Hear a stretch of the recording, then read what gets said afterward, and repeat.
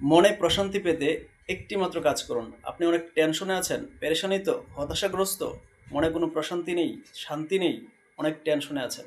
তাহলে আপনার জন্য একটি কাজই যথেষ্ট। আর সেই কাজটি হচ্ছে ৫ ওয়াক্ত নামাজের পর শুধু আপনি প্রত্যেক ওয়াক্তে যদি আপনি মোনাজাত নাও ধরতে পারেন, শুধুমাত্র যে কোনো এক ওয়াক্তে হলেও প্রতিদিন কমপক্ষে ১ ওয়াক্ত হলেও ফরজ নামাজের পরে আপনি মোনাজাত ধরুন এবং সেই মোনাজাতে আপনি ৫ থেকে ১০ মিনিট মোনাজাতটি লং করুন এবং সেই মোনাজাতে আপনার যত ধরনের চাহিদা আছে সেই মোনাজাতে আপনি আল্লাহ তাআলার কাছে প্রকাশ করুন। আপনার কি, কি লাগবে, আপনার কি টেনশনে আছেন, কি হতাশাগ্রস্ত, কি দুশ্চিন্তায় আছেন, কি আপনার লাগবে, কি লাগবে না, কোন বিপদ-আপদ আছে, সেই বিপদ থেকে উদ্ধারের জন্য আল্লাহ তাআলার কাছে আপনি সবকিছু বলে দেন।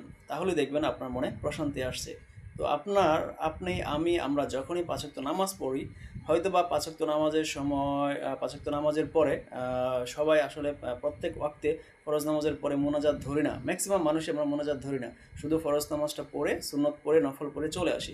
কিন্তু আল্লাহ তাআলা তো বলছে যে ফরজ নামাজের পরে যে ব্যক্তি আল্লাহ তাআলার কাছে দোয়া করবে, আল্লাহ তাআলা সেই দোয়া কিন্তু কবুল করবেন।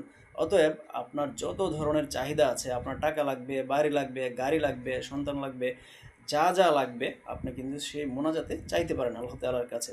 অতএব আপনার যত ধরনের চাহিদা আছে, প্রয়োজনীয়তা আছে, সেগুলো আল্লাহ তাআলার কাছে আপনার সেই মোনাজাতে বলুন।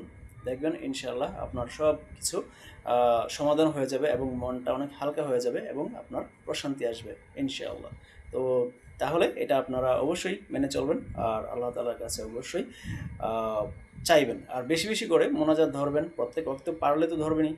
না পারলেও প্রতিদিন কমপক্ষে ৫ ওয়াক্ত নামাজের যেকোনো এক ওয়াক্তে আপনারা অবশ্যই মোনাজাত ধরবেন। সেটা অবশ্যই লং মোনাজাত হতে হবে।